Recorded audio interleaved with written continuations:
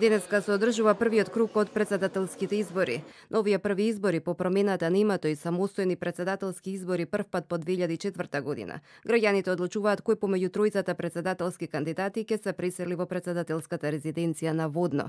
Се гласа на 3480 избирачки места, а право на глас имаат 1.808.131 гласач. На председателските избори учествуваат тројца кандидати, а на гласачкото ливче се наведени знамето на државата, редниот број на кандидатите, нивното име и презиме и символите на политичката партија. Според сегашното решение во Уставот, за да биде избран председател во првиот круг од изборите, неопходно е за него да гласаат мнозинството од вкупно 1.808.131 гласач, односно 904.066 граѓани со право на глас. Додека за првиот круг на председателската трка не е потребен цензус, за вториот круг од изборите во кој двајца кандидати ги одмаруваат силите, со освоени најголем број на гласови од првиот круг е потребна излазност од 40% од вкупниот број на гласачи запишани во избирачкиот список.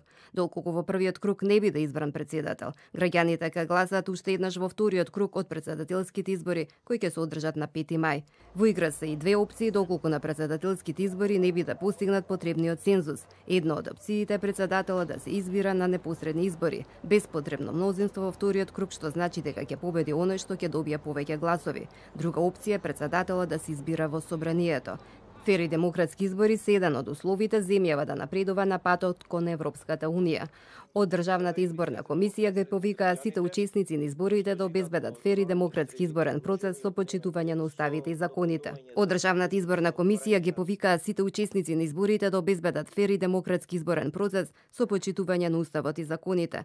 Председателот на Државната изборна комисија Оливер Дерковски верува дека цензусот во вториот круг ќе биде исполнет и ќе биде избран председател, но доколку тоа не се случи, тие се подготвени да организираат нови избори. Избирачките места ќе бидат затворени вечерва во 19 часот, а по затворање на избирачките места ќе можат да гласаат само лицата кои во тој момент се затекнале во објектот каде што се гласа.